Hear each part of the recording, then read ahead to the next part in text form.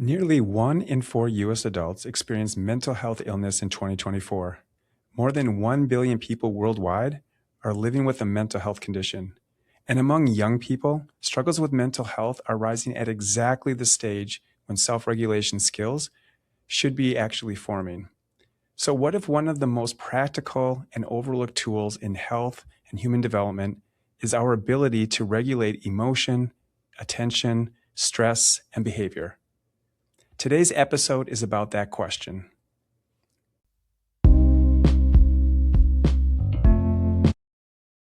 Welcome to the podcast.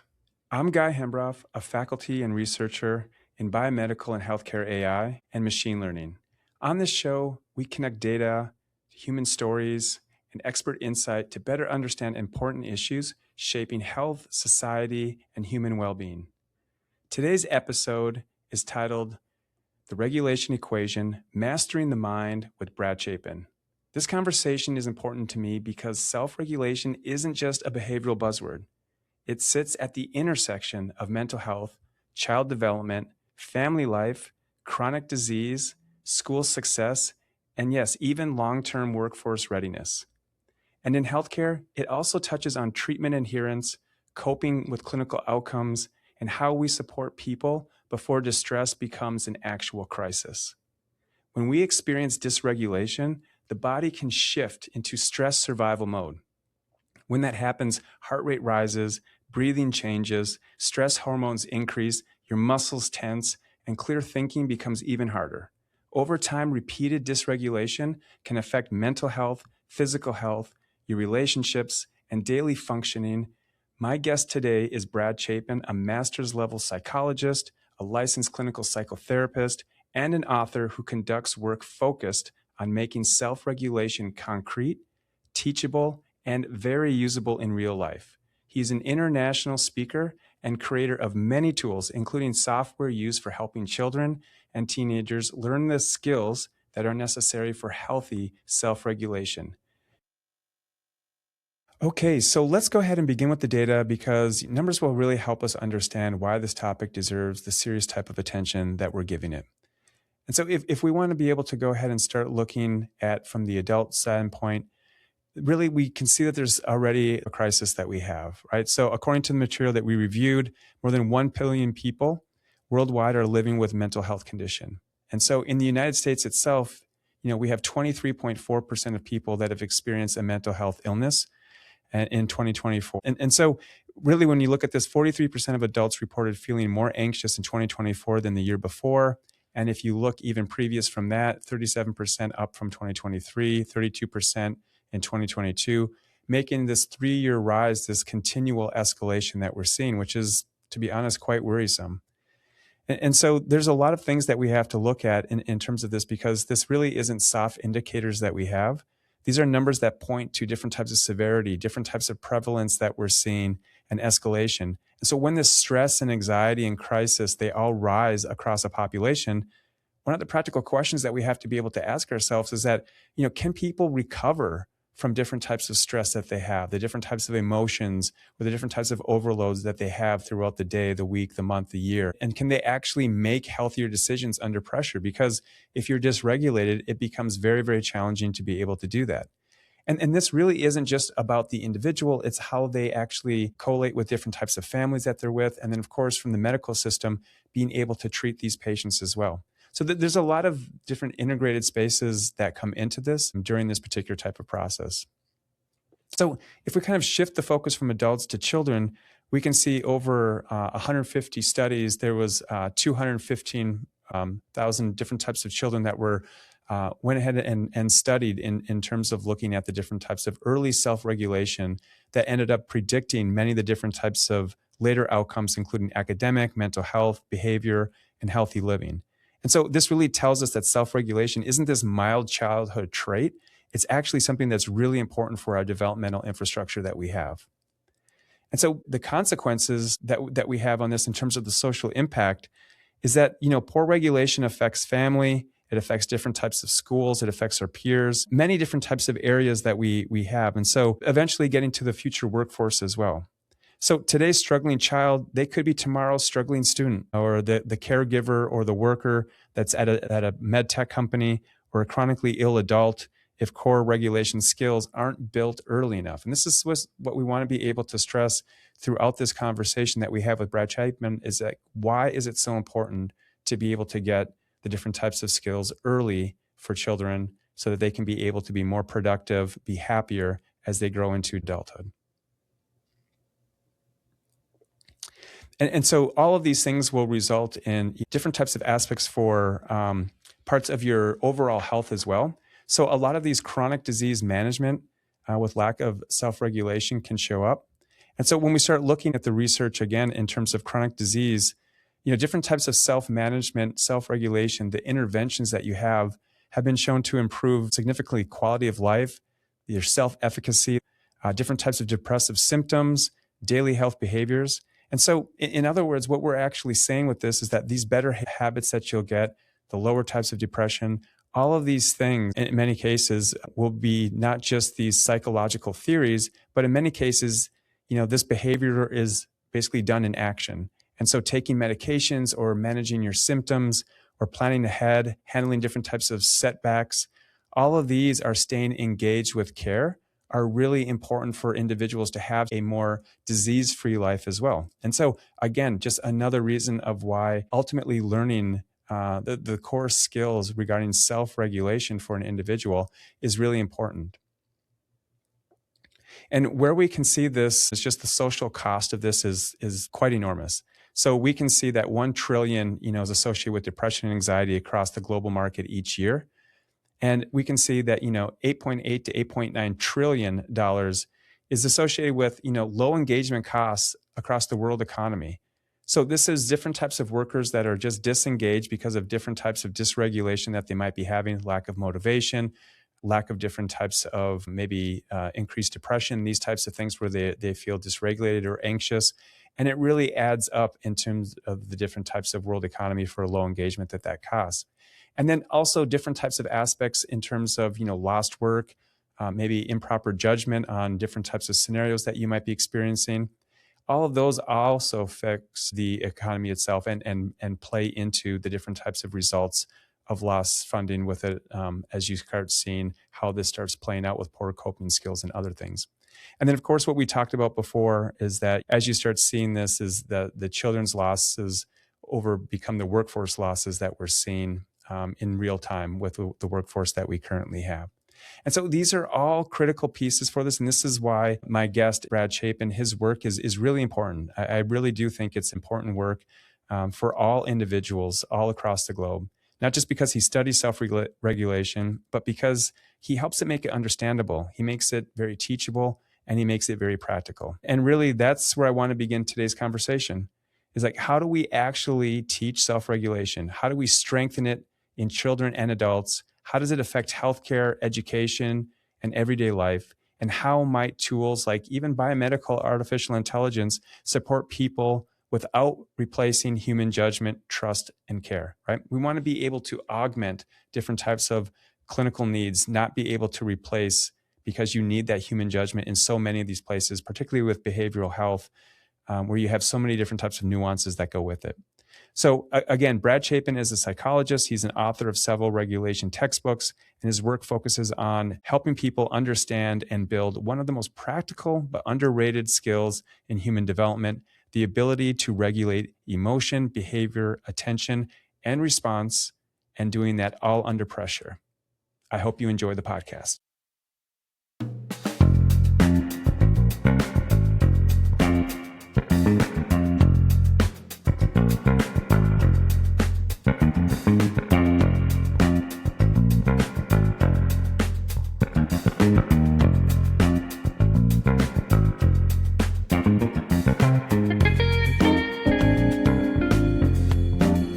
All right, Brad.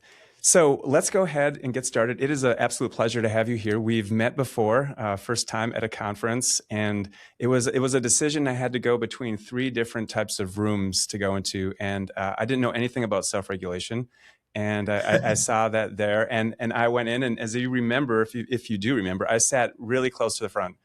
I And do I remember remember. I you, was like, "Who is yeah, this guy you, in the front? A little yeah. bit too And close you, to the front."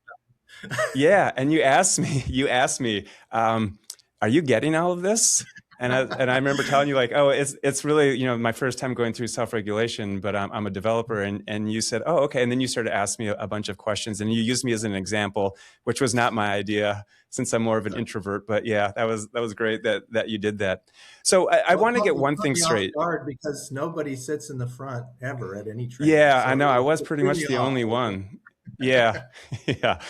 So I want to get this straight. So you're a husband, a father of three. You have a master's level psychologist. You're a licensed clinical psychotherapist. You're the author of multiple books. You're an international speaker and a trainer. You're creator of many tools, including a software tool that I saw Mhm. as well to be able to help children. And you're also the director of a community mental health center that serves a 5-county area. So that part's a little dated. I did that Oh, I that's was part in community stated? mental health for 13 years, and I was the director there for the last 8. For the last almost 11 years, I've been director of clinical services for a large healthcare systems behavioral health department. So I now oversee care and treatment for 52 inpatient acute psychiatric beds here in Wow. Northeast Kansas, 32 beds for adults and 20 for child and adolescent. And then we have a quite a robust outpatient department too. We do about close to 50,000 outpatient visits a year across about 18 counties. So yeah, it's busy. Yeah, I mean it's a lot of stuff. I mean, I think my parents are semi proud of me. I don't know if I want to tell them what Brad is doing. Like you are doing so many things. I mean, it's awesome. Like just as I mentioned before, going to your session. Of course, I've seen some of your videos too, and with your book. I mean, you really have this self regulation down to where people can understand it quite easily. And I think that's the trick for a lot of expertise is that if you get out of it and seeing a presentation and you're like, wow, he must be really smart because I can't really understand anything he said, it really doesn't help anybody. And it takes a talent to be able to do that. So I guess from my side, just in terms of for you getting started, was there a certain type of experience, a person, or did some kind of event happen that really made you see like self-regulation is where you want to be able to go ahead and actually spend most of your work? Yeah, it probably happened later. There were some early signs that I wanted to work in mental health, but to pinpoint self regulation was really a journey of my own clinical work with kids and adults. As as a therapist working 8 to 5 in the community mental health center, you see all kinds of different things that come in, and I started to recognize these pieces that were working with a 6-year-old with um, foster care disruption, or a 20-year-old with life changes and depression, or a 55-year-old going through a divorce. And there were these certain elements. I felt like I was repeating myself in session, but Mm-hmm. we were getting good outcomes from it too. And so that probably over a 2-year period there in my 6th or 7th year as a clinician, how they tell you after you leave graduate school, then you start to really learn how to Yeah, find right. yourself as a clinician, and all those pieces sort of come together. So that really, I was fortunate that happened fairly early, but yeah, that's kind of how that worked. I will tell you, there's a really wild full circle story. So if you have a second, I can share this. I Of course, yeah. didn't start talking about this publicly until a couple years ago, but told the story one time and people said that it helped. So I was in the community mental health center for 13 years, and then I got a call to come work for this company here, and I'd never done inpatient before, so that was interesting. So I came for an interview, and as I'm walking through the hallway there, I look out into the courtyard, and there's this big wall in the courtyard. It's a kid's courtyard, and I was just struck. I just was frozen in my tracks, and I was like, I've been here before, and I couldn't figure out what that was. And then I just thought for a minute, and for some reason they left me alone in this hallway, so I had a moment to process during the interview. And I remember back, I was 17 years old, and I knew I had been sent somewhere for treatment at 17, and didn't remember the name exactly, and the name had changed.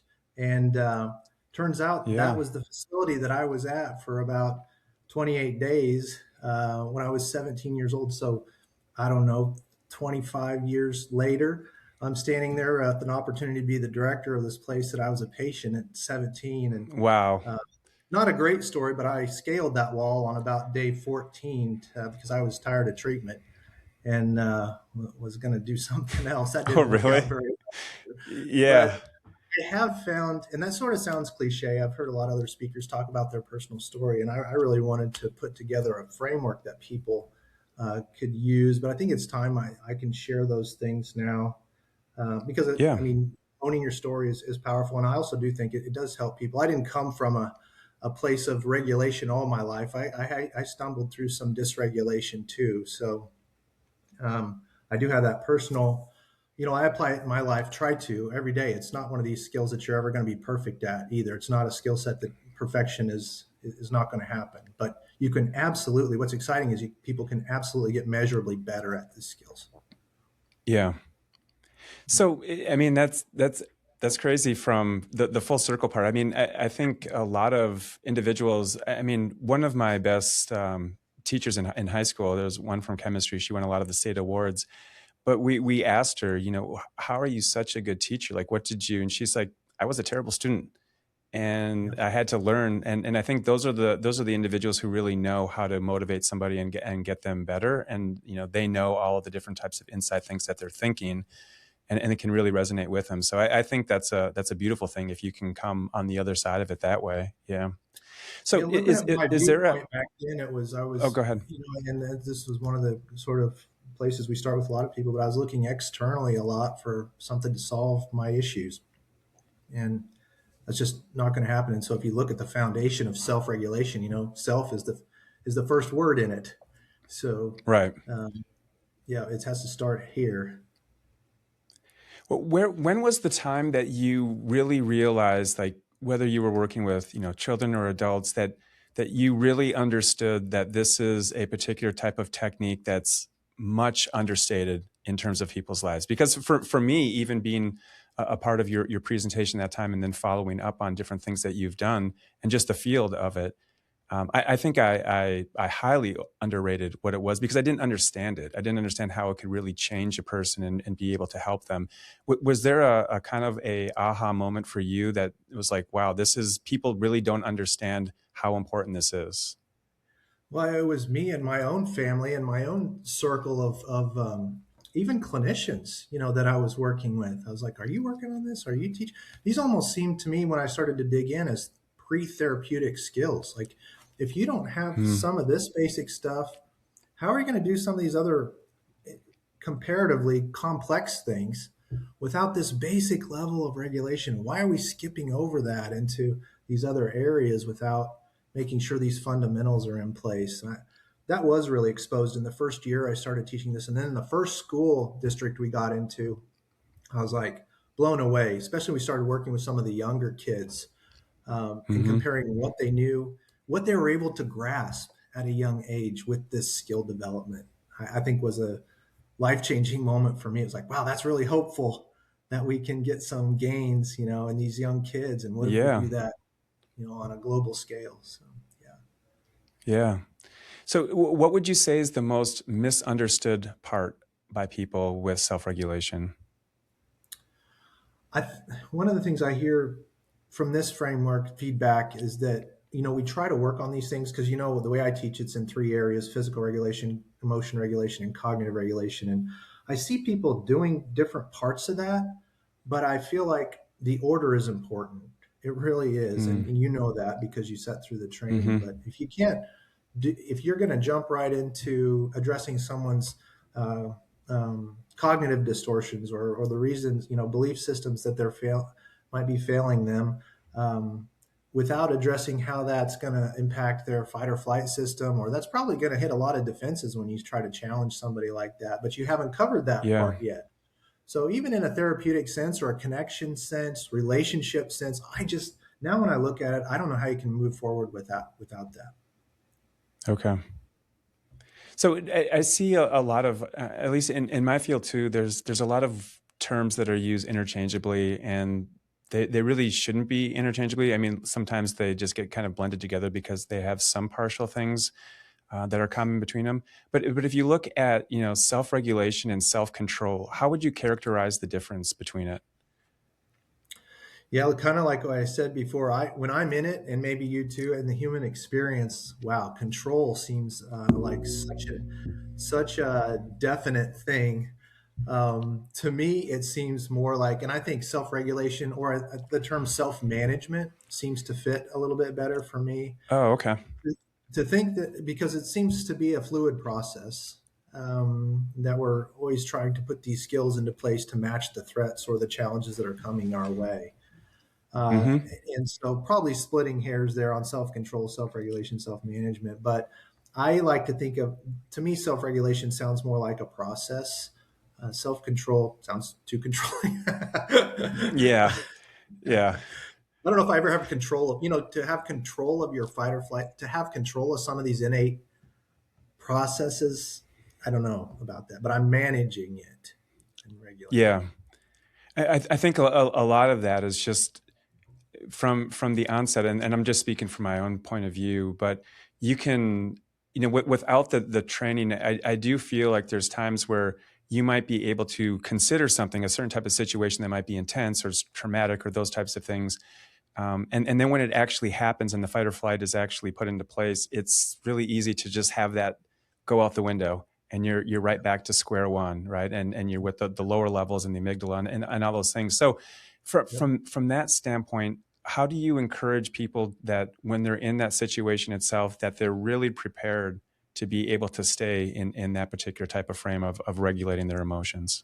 Yeah, that's such a great question. We spend a lot of time on skill two, how to intentionally create safety in your world. How are you doing that proactively too? How are you building that capacity for you to manage stress throughout the day, throughout the week, before you go to bed?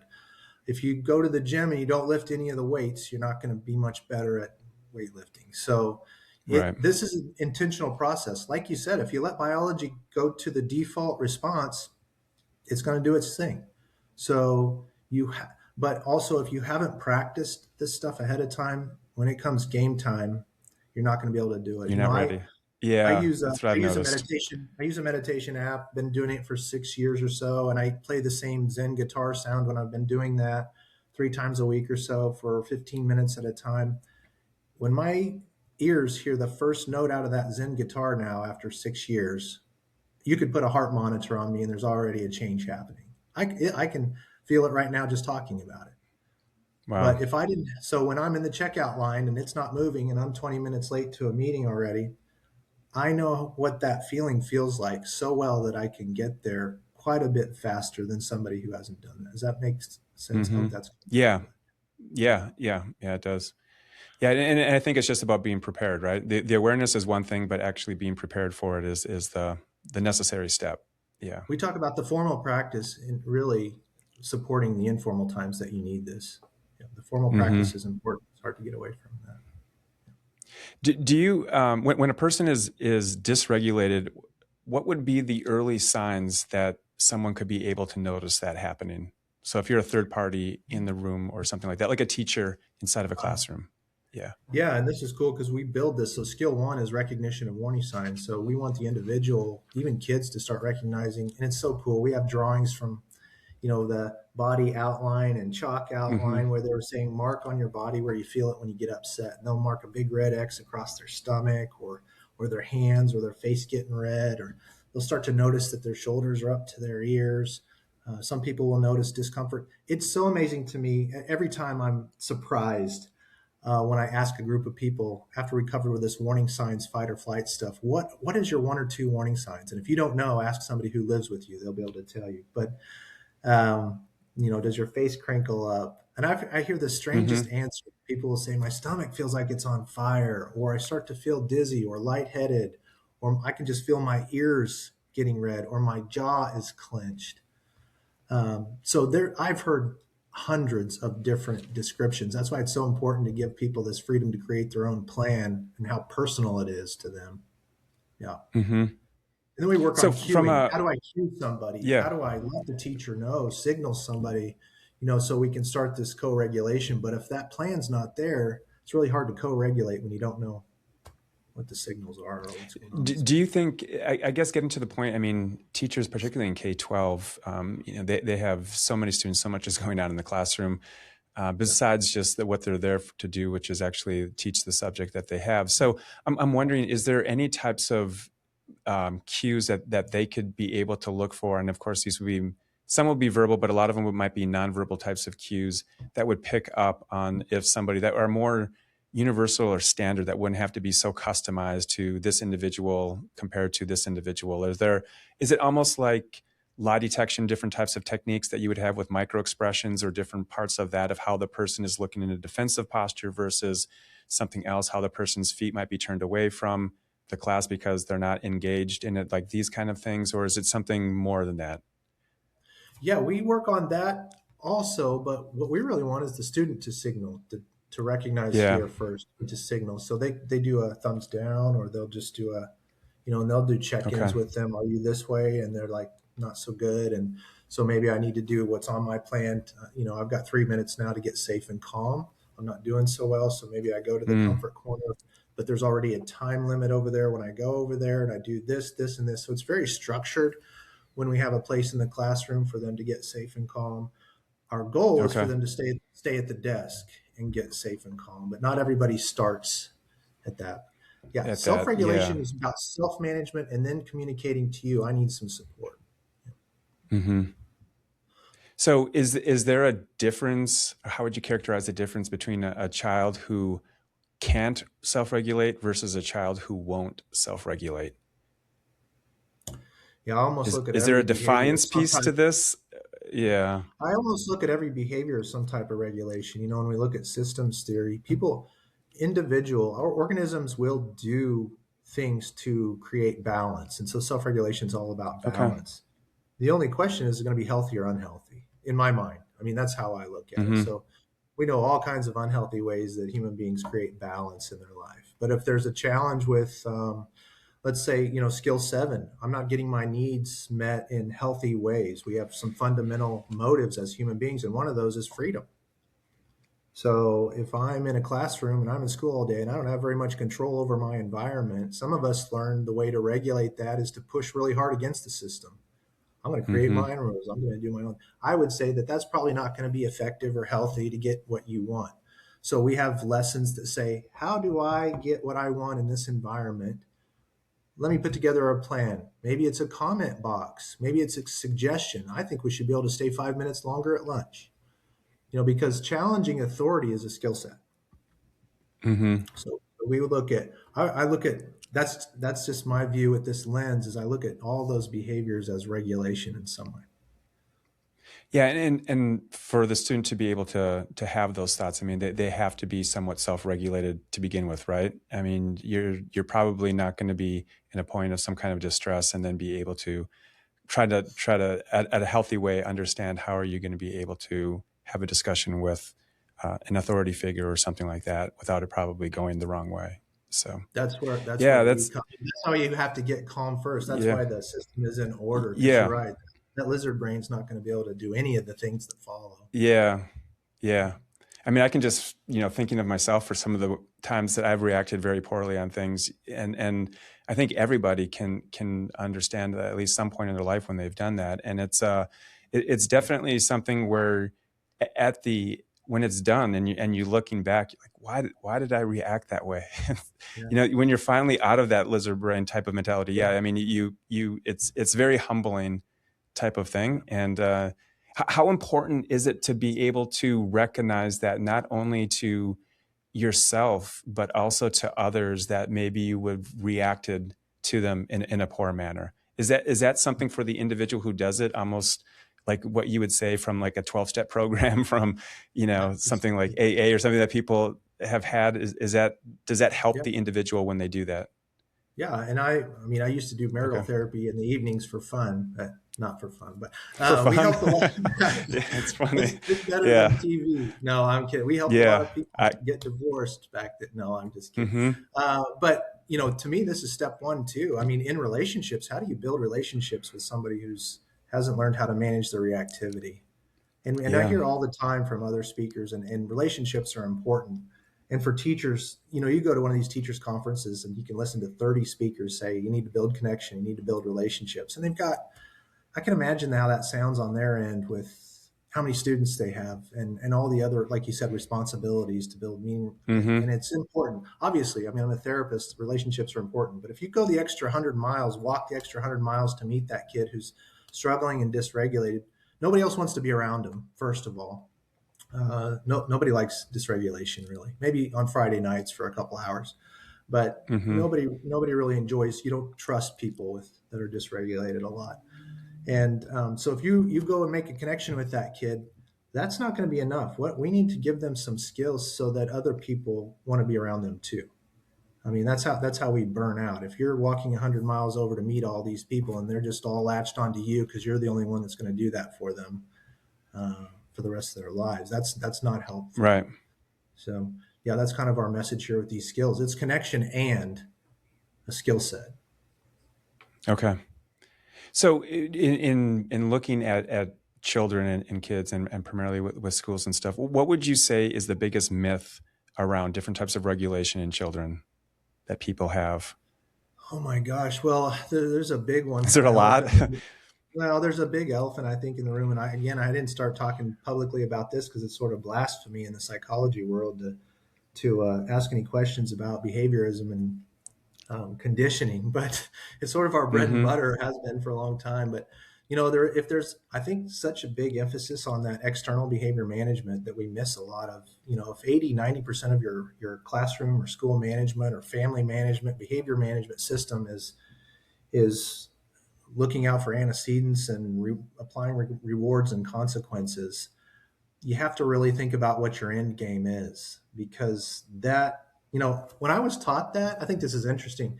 Most frameworks, most things will tell you what could potentially go wrong here or what could be a potential side effect of this. And I don't remember getting that in when I learned about conditioning. But Right. Yeah. if you really start to think about, well, where's hope in that framework? What's really Hmm. controlling my behavior? It says on there that the antecedent is dictating what I do next, or the consequences shaping me. So where do I, Right. as a person, and my self-determination, where does that fit into that model? Everything up here is external. And I really started to think, I have a weird perspective being in an acute psych hospital um, for several years. Looking back, I feel like the guy at the end of the assembly line, kind of looking back up the row saying, what the heck is going on here? Yeah. And when you see people come in powerless, defeated, hopeless, and you start to think about, well, and they come in with a list of antecedents that they want to fix so that they can feel better, or triggers in their life that they want to change so that their emotional experience is better. We don't have control of those things. But if we've been Hmm. promoting a system like that, so I think there's a myth that that system is going to somehow make things better. I see quite a few drawbacks. I actually see some potential for that leading to depression and even suicide. Yeah. Does that, I mean, what particular parts of that is it? I mean, there's a structure there. It's built on things that have this expectation and probably false expectation on things. But does it rid the individual of their freedom, as you were mentioning before? Does it like what actually goes on intrinsically with the individual that makes them depressed and get to that point of, God forbid, something like suicide ideation or something like that? Well, to me, yeah, it's hopelessness and failure. So Okay. people that are dysregulated fail a lot, and I know you've got some research to indicate this. They fail at Hmm. taking care of themselves. They fail at work. They fail at relationships. Lots of good evidence they fail academically. Um, and so when you have all these failures, it makes total sense to me that where you end up is anxious and depressed. But is it the empowerment part that becomes the biggest catalyst for them failing and for them being depressed and anxious? Is it because they don't feel? I mean, just in my viewpoint, which is not from a psychology standpoint, but the more that you feel empowered, the more confident that you feel, and then you're willing to risk things, try Mhm. things, be able to do things, and step out of that comfort zone a little bit rather than kind of just cower to what's been expected of you or what people might think of you. And so I'm wondering, like, how much does empowerment really play into somebody's success level for being able to be self-regulated? Yeah, and I think that's what we were just talking about, that internal locus of control versus external. If we're promoting external control, it Hmm. doesn't feed. internal control, internal locus, and how can you have hope or move forward without that? You're exactly right. So But to how do you me, flip it? How do you well, flip it for that individual?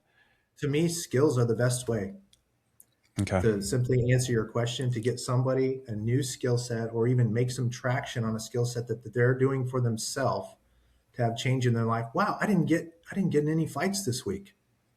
Mm-hmm. I managed my fight or flight. I told somebody I needed to get safe before I punched him in the face, this time. Mm-hmm. Those are the kind of things that we hear, week one. So Yeah. it was them. It wasn't what somebody else did that was different. It was me. You know what would be a good example of that is actually, I don't know if you like with your kids or anything, but watch Stranger Things. But the Yes, we last do. I few, just saw the show okay, on so Broadway. It was great. oh, you did? Okay, so Delightful Derek, right? He Yeah, would yeah, be an yeah, example of that, right? Before when he had his more crass nickname, right? yeah, yeah, yeah. It Yes, was there was just the expectation. So he was a bully. He was those kind of things. And once they told him about that you can be delightful and these are the things how you can be able to help these other kids. He did a 180, and I know it's a movie, or a series, but I do think that there is some truth to that in terms of that people who look like they're going down a road or what people feel like they've always been down this road can change pretty quickly because they've never had the support before in their life. And it can be a game changer, and they have a lot more to offer to not only themselves, but everybody else if they believe in them. yeah, And that's something where a classroom or a school, I mean, it really is the culture, right, that would be able to inhibit that and be able to promote it, to get that individual that kind of that kind of warm empathy feelings that they are cared for. I think that's a very, very critical but very tricky thing to be able to pull off, with individuals, because everybody sees it differently. But Well, I think, and that's why my first step when I'm working with adults is it changes the whole discussion when you see this. And I know I've harped on skills, but if you look at these behaviors as a skill deficit, it changes the whole conversation. Now it's not a hmm character problem. Now it's not a personal issue between you and I. It's a skill deficit, just like if you couldn't read very well. You know, yeah, I I, was just going to say, like, if you see students with differential equations, it's not that they're just bad at it, they just haven't had a chance to learn how to do it. and you and wouldn't be and mean once to you them you because of it. You wouldn't be mean to, you wouldn't you wouldn't yell at them. You wouldn't Well, not want it's to be, me. I mean, well, I would be mean to him. I'm just kidding. not want to No, be, no, I wouldn't not be mean want to to him. be friends But with them. yeah, but I But mean, it'll tell even you, yeah, I mean, for sure. Yeah, it tells you what you need to do next, yeah, which is help them develop the yeah. skill. hmm It and I think totally, yeah, it totally changes the yeah, I game. think that's what a lot of life is, though, right? You run into these brick walls or people who don't want to be able to teach you that skill and maybe will be somewhat mean, and maybe they're dysregulated themselves, and there's probably a good chance that they are. And Exactly. then ultimately for those kind of people that do have that particular type of skill, it can be basically turn your nights into day. I mean, it can really make a lot brighter life and a lot more quality of life, I would say, with that too. Mhm. Yeah, It it's interesting snowballs. to be able to see how you get those people in your life, for those individuals who I think we've all seen individuals who haven't had that kind of part in their life. And yeah, it's a hard go with a life like that, Oh, for sure. geez. Yeah, Yeah. but you're right. When you can see the light bulb go on, I mean, there's no better feeling for me. I mean, that's why we do this Yeah. stuff. Yeah. It is such I a mean, I gift. do it from I do it from, like, even from a subject side, it's very gratifying. From a research side, it's even more, because you can see different skills that they hit on just besides research. But I can imagine from a psychologist standpoint, when you feel that and give somebody the tools to actually be happy in life and to Mhm. be successful, whatever that means in life for Yeah, them, right? yeah. Yeah, that would be, yeah, that's amazing. It's a tremendous gift, and it's a tremendous thing to be able to experience, to see someone else be able to really kind of blossom up and things. So yeah. Nothing better. I don't. All right. Yeah. So let's get into some of the short, quick answers. So it's going to lighten things up a little bit, other than me being mean to people or other things. But so these are very short answers. Okay. Just first instinct, no overthinking. I'm just going to kind of run through some things, and this is basically more of like, let's get to know Brad. with what I call now the pulse check, which is I've heard from some people that they like the name. I've heard from some other people that I'm wildly not creative in terms of this, mainly family members who kind of told me that you got to spend more That's time awesome. coming up with a name. Yeah. It's always great feedback from my family. So my first question is, as a kid, were you calm, curious, or mischievous, or I don't know, maybe all three? Like, how would you define yourself as a kid? Very curious and very Very mischievous. curious. Okay. So that's how I think I was too. I would never consider myself as a kid as being calm. My parents put me on ice skates at 2 because I was not calm. And so, Yeah. like that was just a way for me to burn off energy. So yeah, I kind of feel the same way. Do you still feel like you're that person? The mischievous? I have to Okay. work for calm. I do. I have to be Yeah. intentional for calm. I have a very busy mind. Um, I didn't think I'd make it through. I didn't know if I'd make it through my mindfulness based stress reduction I did about 12 years ago. I was really nervous about, can I do this? Because my family, anybody that knows me will tell you that guy's always moving around. He's always doing Yeah. something. Doesn't Mm-hmm. sit still very well. He's always working on some project. And so to set that down, set that cup down for a while was really hard. And if there's anybody out there struggling with that too, I think that's more evidence that probably should take the class, try it, work at it. We need it. I know I need it. So, Yeah. yeah. Yeah, no, that's good. For me, it's really hard to stop on something. So that's yeah. So, what would be one small thing that instantly helps you reset on a stressful day? And you can't mention the tone of the Zen thing anymore. You've already put that out there, so you can't mention that. It's got to be something else. Yeah. That can reset me really quickly. I honestly, From a stressful day. from a stressful day, I mean, it's a pretty cliche.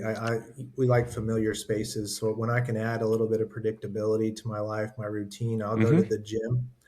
I like to walk. I like to go to the gym. Anything outside when it's decent weather. There's a lot of predictability in nature. That tree that was there yesterday probably going to be there today. That pond over there should be where it's supposed to be. So I fall back into what we preach, which is predictability. Anything I can do. Yeah. Yeah, that's interesting because it's hard then if you're at a different place, right? Like if you're in a Yeah, different country or something like that and you're going through those types of things. But again, there's different elements that you can have, like a candle that has a certain smell or things like that that you can carry with you and yeah. yeah, I things make a like that. list is another thing for me. I'm a big list person. When I have all this stuff in my head floating around, if I can get that on a Yeah. one, two, three, four, five list, I immediately feel better about that, even though I didn't Oh, do okay. anything. Yeah, but it's just like a stress reduction. Yep. Sometimes I'll even like intentionally put more things maybe in a more verbose manner just so I can check them off and that makes me feel Hmm. better. Hmm. So Yeah, yeah. So people. instead of listing 5 things, I list, 12 things and There I know you that I go. can get some of them are Ah, smaller. Yeah. love Yeah. that. Yeah. Trick my brain for a little while anyway. Yeah, So what was your very first job? I'm curious about Dairy what your Queen. very first job was. I Was it worked at what? Dairy Queen. Dairy Queen. I was Oh, Dairy 13 Queen. years. Okay. Don't tell the child labor law people, but I was 13 and Yeah. they let me wash the windows and get the gum off the sidewalk on Saturday Yeah. mornings. Yeah, Yeah. Well, that's a good 3:30, job. 3:30 an hour, 3:30 an hour wasn't bad.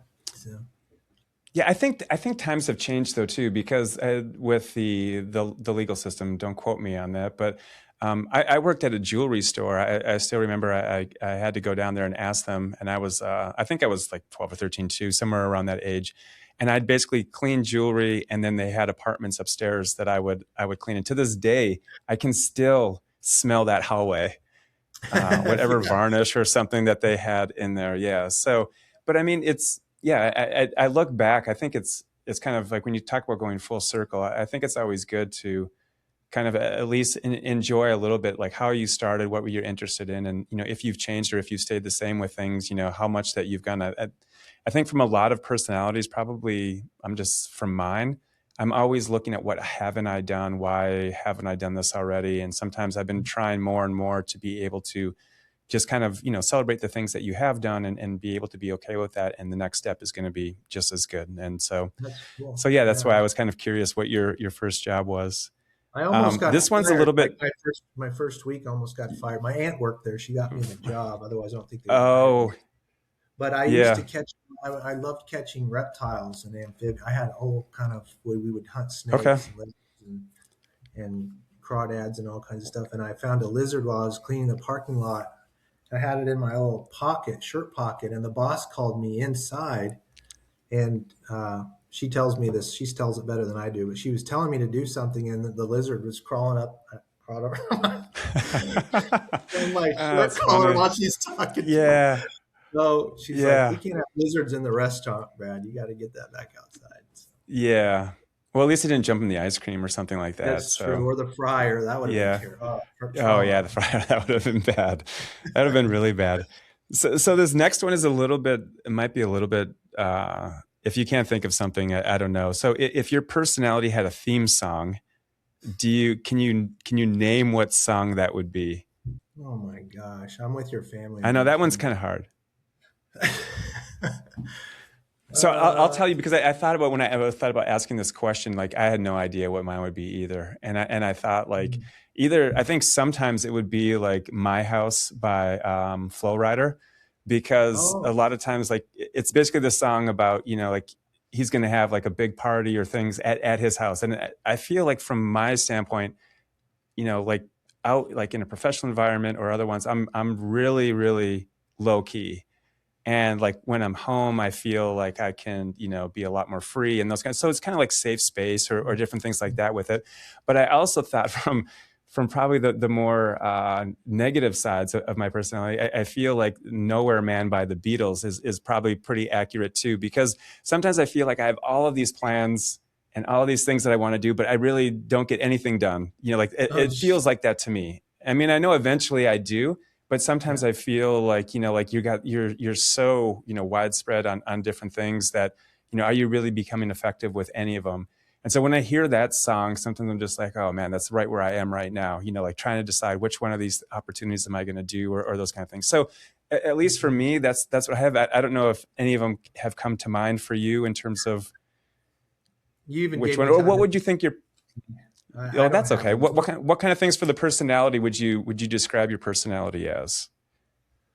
Oh gosh, I assess other people more than I do myself here I on know this that. is why it's good to Uh, to I yeah, turn I this sure around.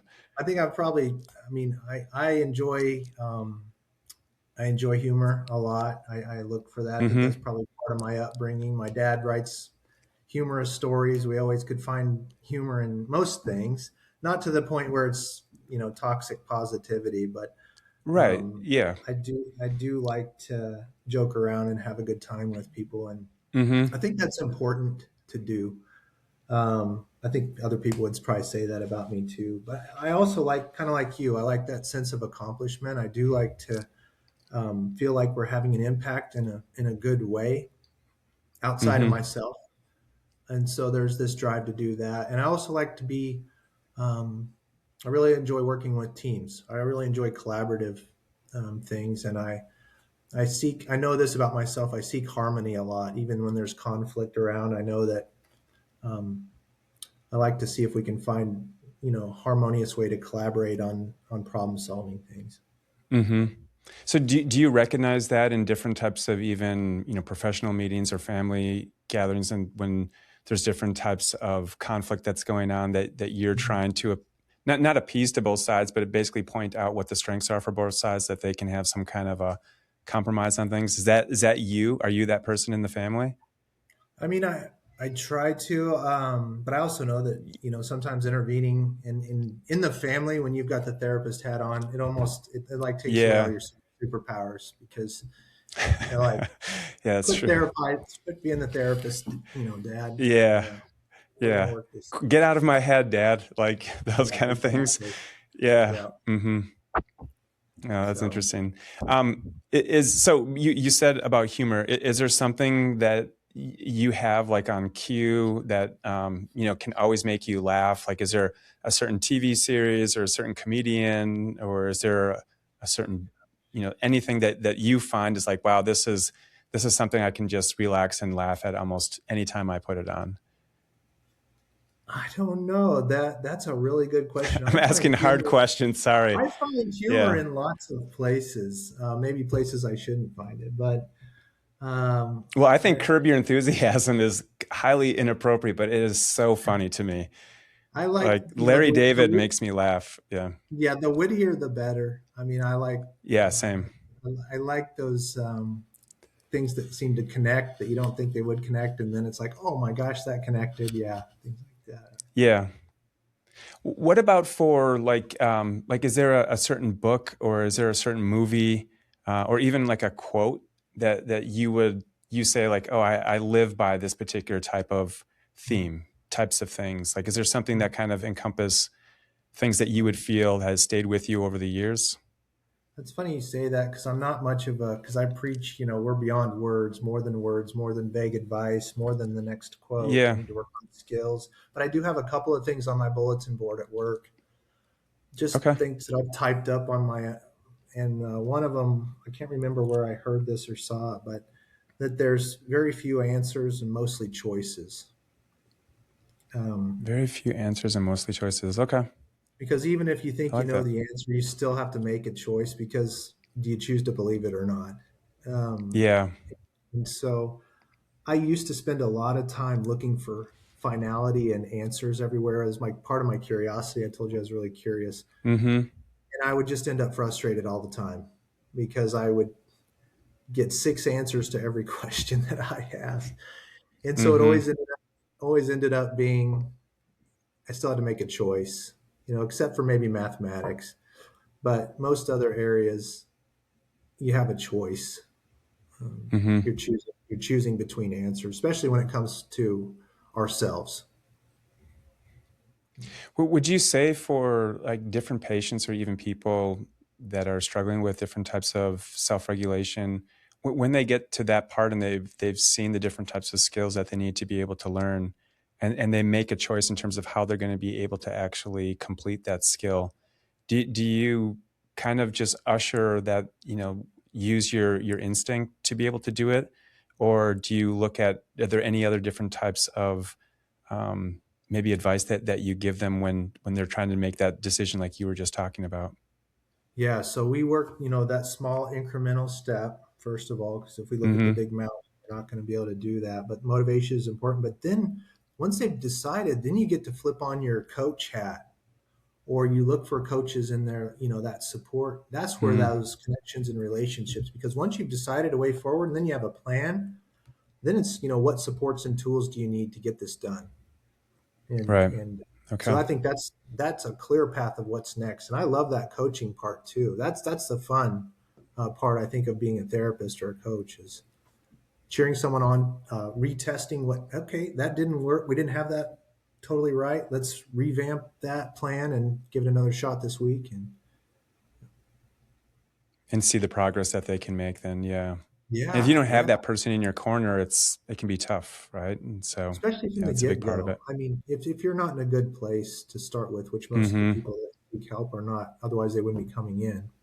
So we can pretty much guarantee they're going to need that level of support. But once you start getting traction and they can, I mean, that's the cool thing. Yeah. Are there any assumptions that people make about psychologists that either make you smile or make you sad? I don't know. Are there any assumptions that you can point to that people just have maybe incorrectly? I'm assuming incorrectly about psychologists. I suppose maybe they think we have magic wands or that we can. I've heard of people say all kinds of strange things about being able to read their minds and um, That's when I hear the most. Yeah, about your profession is even to the point where people don't want to say too much or people don't want to think different thoughts. This is I've actually heard people talk about this. They don't want to even have in sessions thinking about certain thoughts because those thoughts then are going to be able to be interpreted somehow, some way by the yeah, I psychologist. think And yes, yeah, they probably I overestimate guess. our skill set in being able to do that. But at least mine. I'll tell you one thing: if I'm on a a long flight, I don't say what my job is to the person next to me. So. Oh, right. Yeah. No, that would be a deal breaker for sure. Yeah.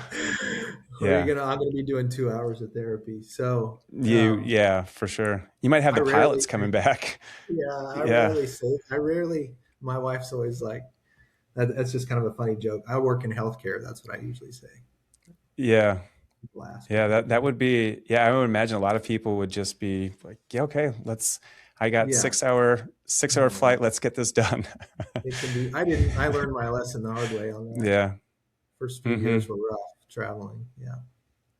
Yeah. Well, I mean, I would also say that if you could read minds, you would probably tell us that you couldn't read minds here. So, I mean, who knows at the end of the day, Brad, That's right. what you can or cannot do. I That's mean, you right. do look you kind of look like Greg Kinnear, like a young Greg Kinnear. And if you remember him in what's that movie, Anchorman 2, he has Oh those yeah. powers. Yeah. Yes. Yes. Yes. Yeah. No. Of course, we wouldn't tell. So, got to leave some mystery I out know. No, there. I wouldn't tell if I had those powers. Yeah. That's No. right. Your secret's I safe with was me, Brad. I was certified in hypnosis 15 years ago or so. That's always fun. But That's when I'm really curious about, but I really don't know that much about at all. Like in terms of the mechanics and how susceptible the person has to be to it to actually be able to be hypnotized. I've I watched too many honestly movies, didn't use Brad. it. I that's didn't use it that's that the much. power. Yeah, I Yeah. didn't really use it that much. I do believe there's definitely power suggestion. We use it mostly. I use that suggestion in our safe and calm practice. Mindful meditation. Mm, The body's going to do what the brain tells it to, and this, right. yeah. So suggestion is a powerful thing.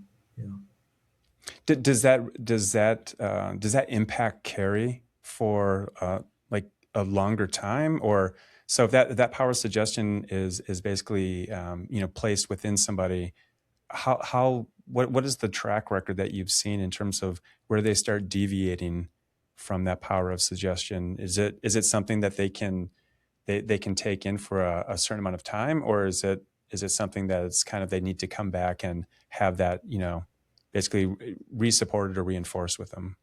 Yeah, we do I think of it, that skill two, safe and calm, as dosing.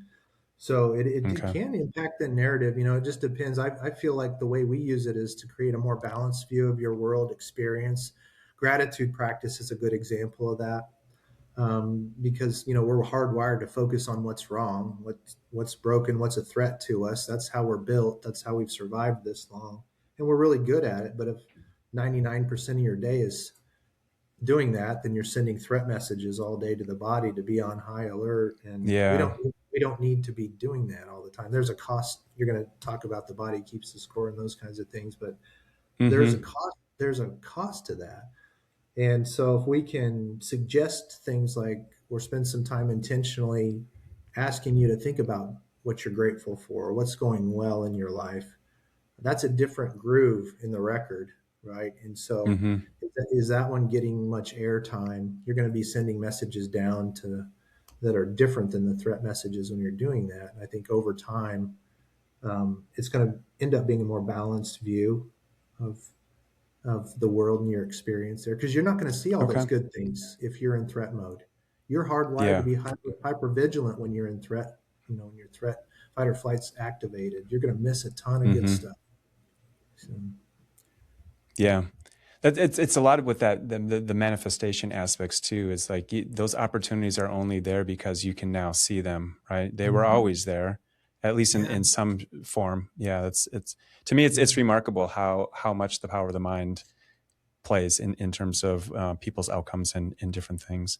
So yeah. if we were looking at going back to the family school and development where you've had a very, very large impact, the work is often associated with children, but the data in terms of these episodes suggests that the impact is much broader. So how do you explain that particular type of long arc from a child's early regulation skills to later school, social, and life outcomes? Like, how do you see that actual transition from people who have been able to get those skills early to how that kind of plays out for them in different types of scenarios as they go through life?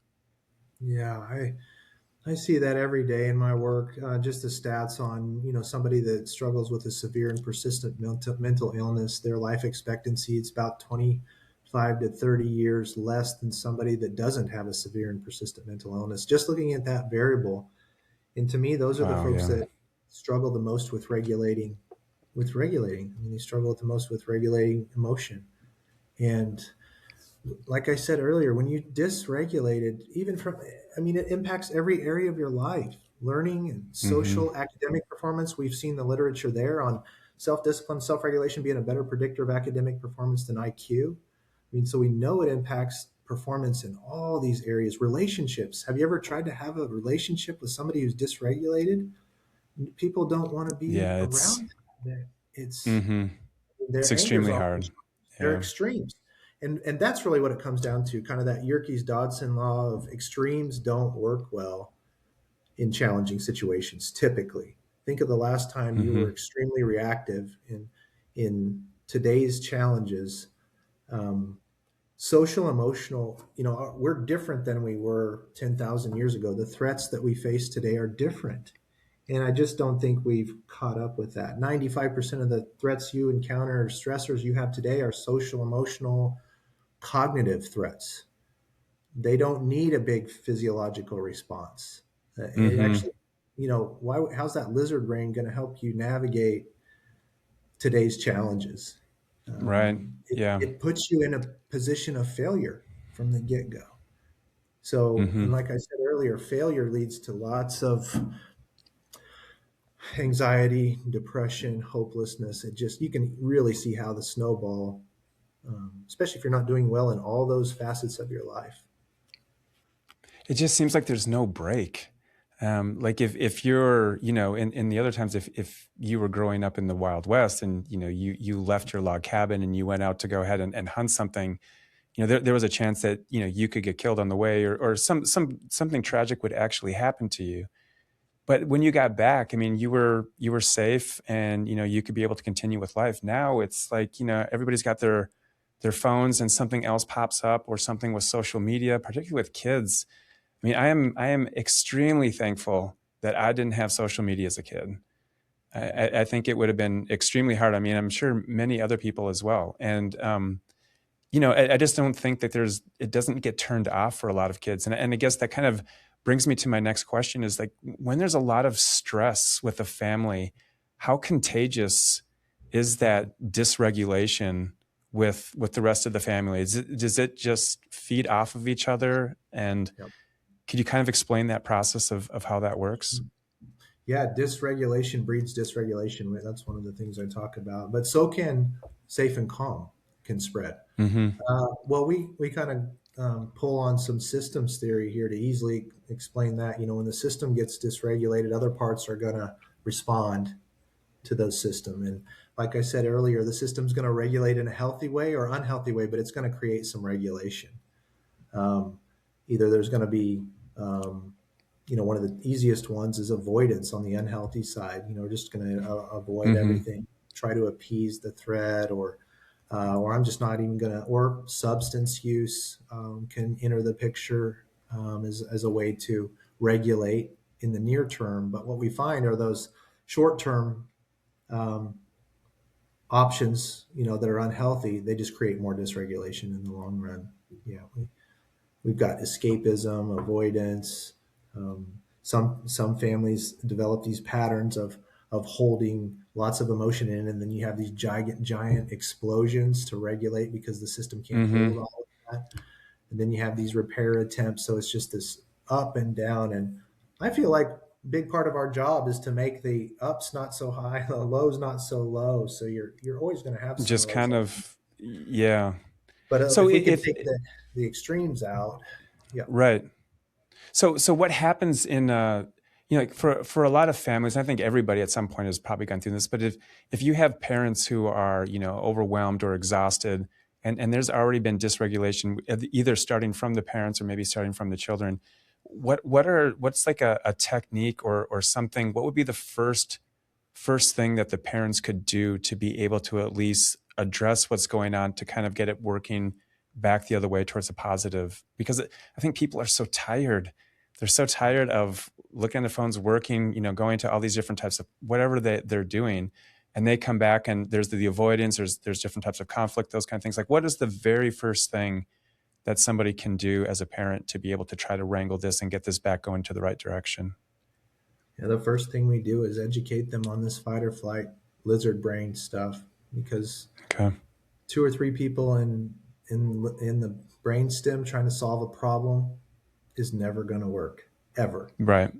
Yeah. And that's usually the state that they're in. Like you said, they're exhausted, they're defeated, they're angry with each other already.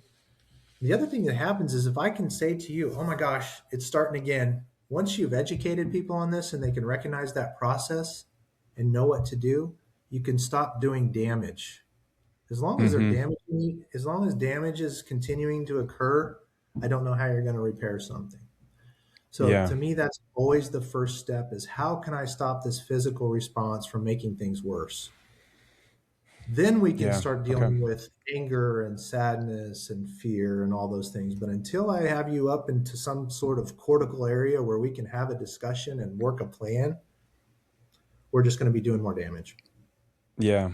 I think a lot of it is where, like if you take the kind of cliche type of example where maybe a teenager is confrontational on something and the parent is trying to be able to explain it. And, within probably 2 or 3 minutes, the parent is screaming just as much as the child is, right? And so they've now gone, down in terms of their system, in terms of what they're doing. So at that point, again, you just need to make sure that you can be able to head that off before it continues to get worse and worse. And I mean, would you say, like, not necessarily trial by error, but if you have some of those conversations that doesn't go well, that you learn from that, and then would you as a parent be able to talk to your child and say, you know what, I shouldn't have got down, to be able to raise my voice at you. That was not right. Next time I'm going to try to be able to stop that. Or do you just kind of keep that inside and then be able to just use that knowledge next time you do it? How important is it to express to the child that you yourself, I'm always, I know I keep asking about this, but I think it's a really important point for parents who don't really know how far. I mean, sometimes you get looked at as like, you can answer all different things for your kids. I mean, your kids' perception, depending on how old they are, can kind of feel like that. And sometimes I feel like parents need to be more transparent about just their own faults, that, sometimes they get overwhelmed, they can't handle things. And it's okay for a teenager to be able to at least see that not everything is going to be, just terrific. My dad or my mom isn't always going to be in a great mood. And they have different types of challenges too. Is that something that they should address to the child, or is that something they should not address to the child and just make sure that they kind of earmark that for the next time that happens? I think that open modeling is great. We talk to Okay. teachers about that too. They know when it's okay to say that you're having one of those days or whatever your word is. Um, in relationships, I mean, I know it's helpful for me when I know that my wife has had one of those days. So Yeah. I can sort of adjust. I can provide some more support, or I could just go to the garage for the rest of the evening. One of the two. Right. Yeah. You got options, right? You got options, just like you But I said. love having Yeah. that heads up. I mean, so when you open the door to this discussion, that's what I'm telling you. And if you've got cue words, hey, okay, Mm-hmm. this is one of those times I need a break, you need a break. We got to stop here. This is going nowhere, because you can't hear another person. There's going to be no resolution. You're not going to convince anybody of anything. You're not going to teach them a lesson when people are upset. So this rules of engagement, or how do we as a family create safe and calm when we need it? Mm-hmm.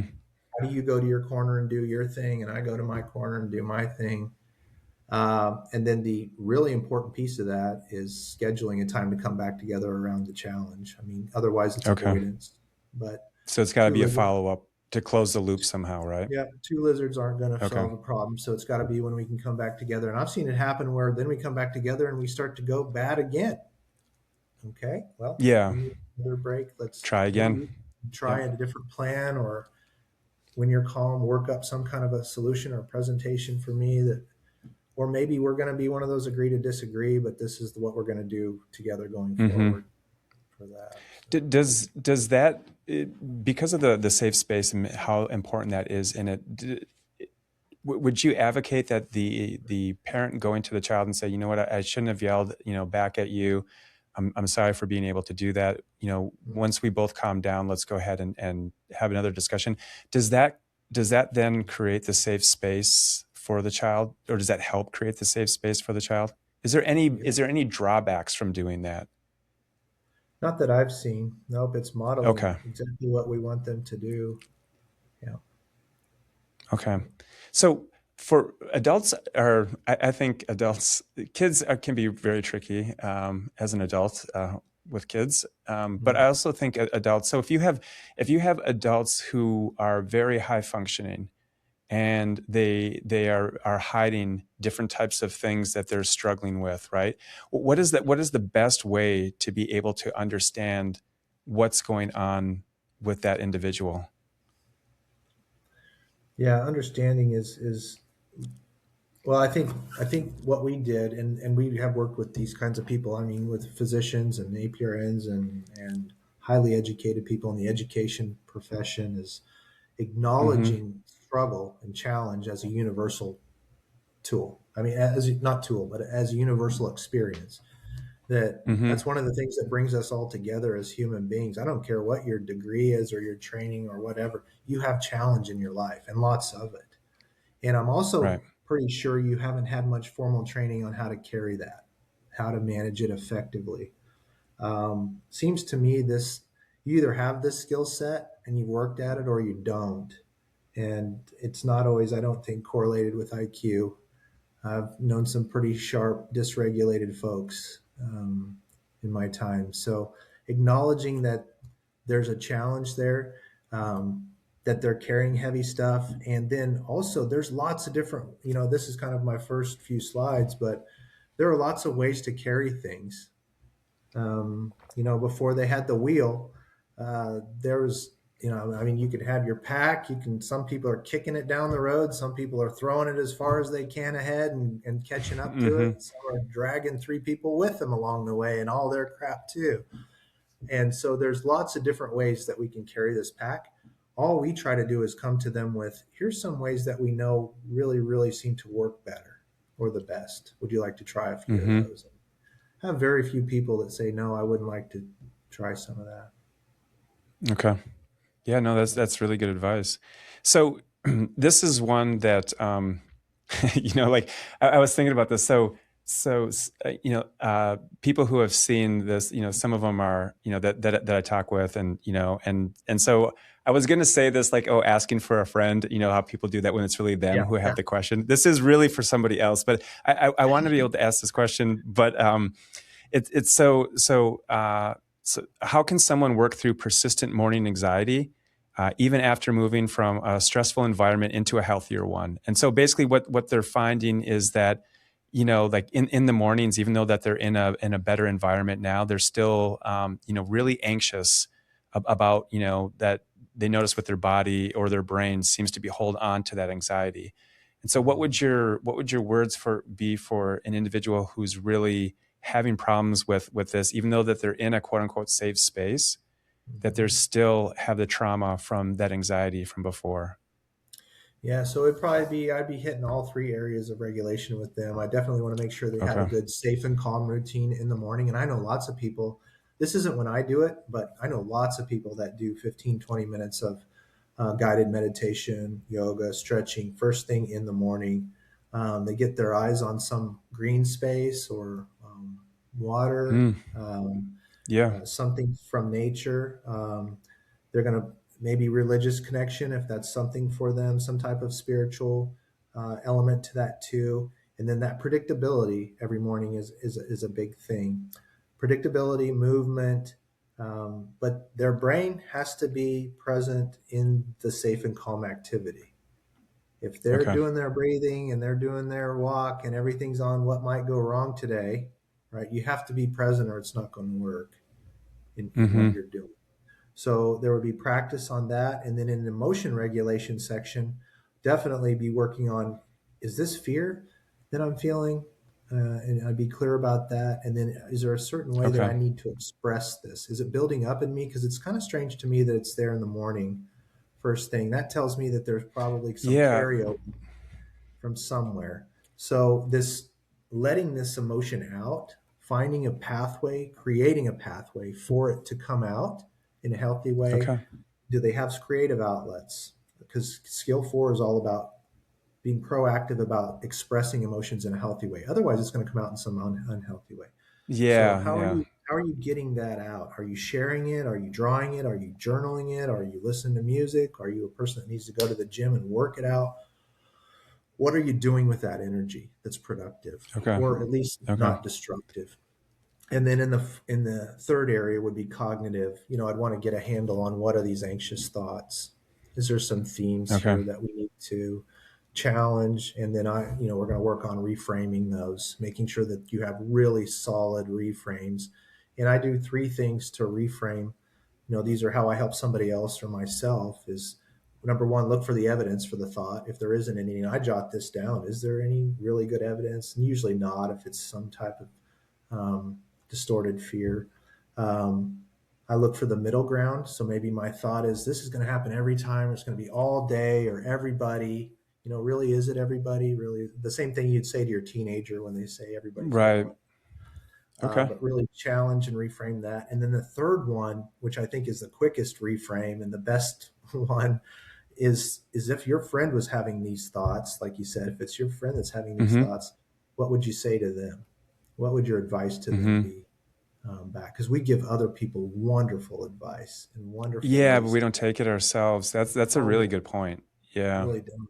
You would never, Yeah. if it's like, oh, I think I'm going to fail today. I'm really terrible at this. I'm bad. Your friend doesn't say, yeah, you really suck at that. You're pretty awful at Yeah. that. Hopefully not. Unless they're a Yeah. really good friend of yours, I guess. Yeah. Yeah. Yeah. Uh, Yeah.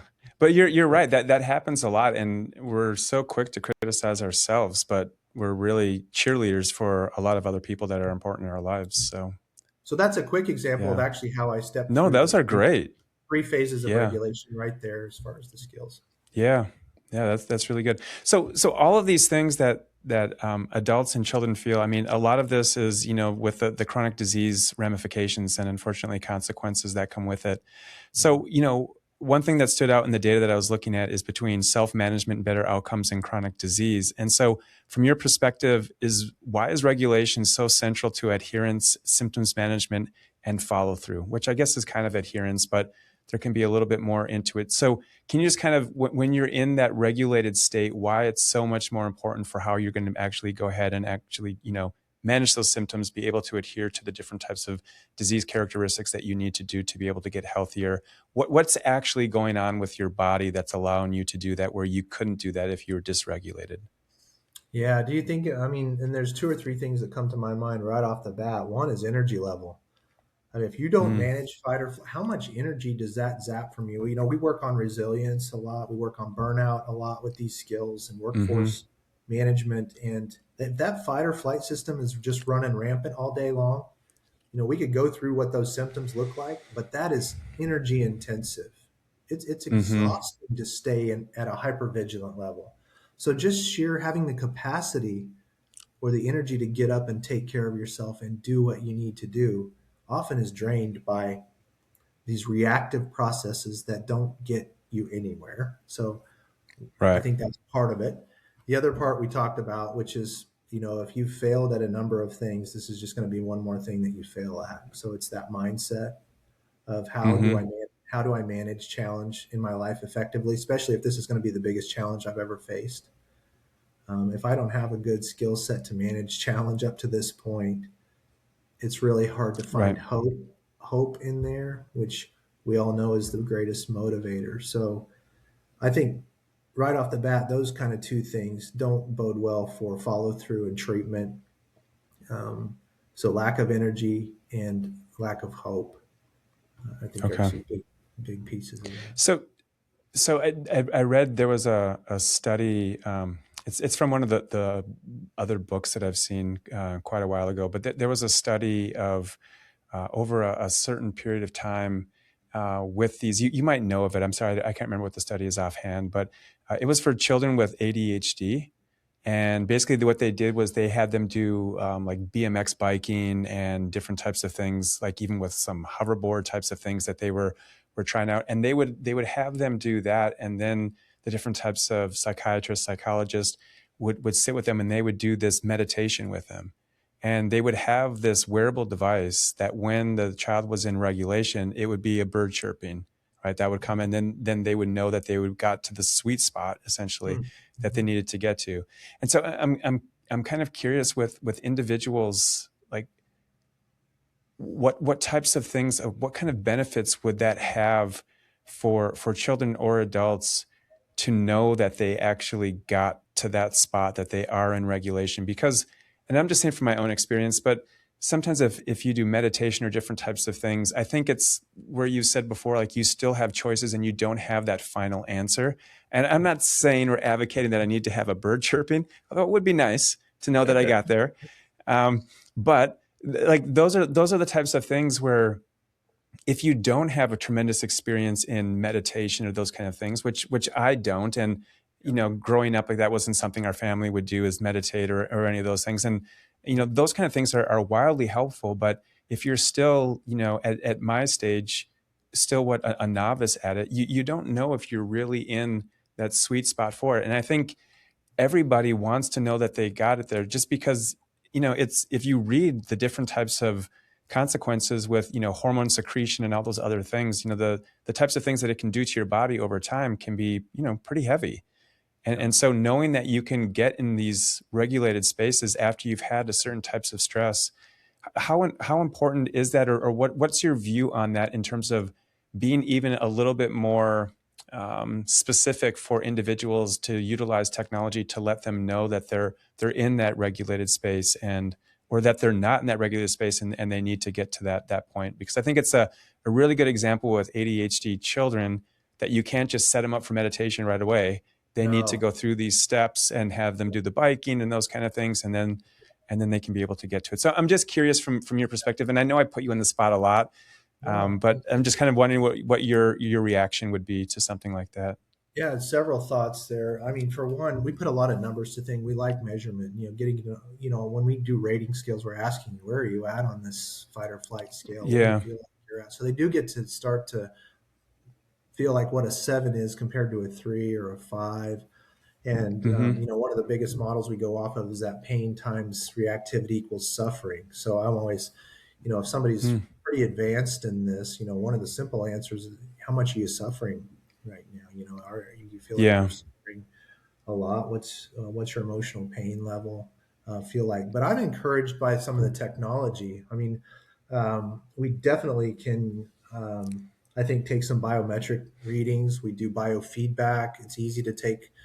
It's a lot easier now to do biofeedback than it used to be when I was trained. We don't have to put Yeah.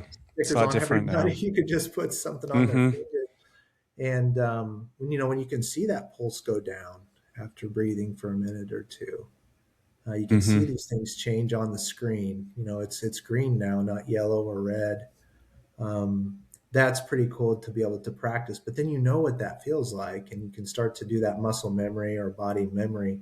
It will learn that. But you were absolutely right. Somebody who is hyperactive, ADHD, or having a really stressful day, sitting meditation may not be the answer for that day. Sometimes we do walking meditation, guided. Oh, I okay. love I love guided activities because it helps keep my mind focused on what's, instead of going to all the threats in my life, helps me.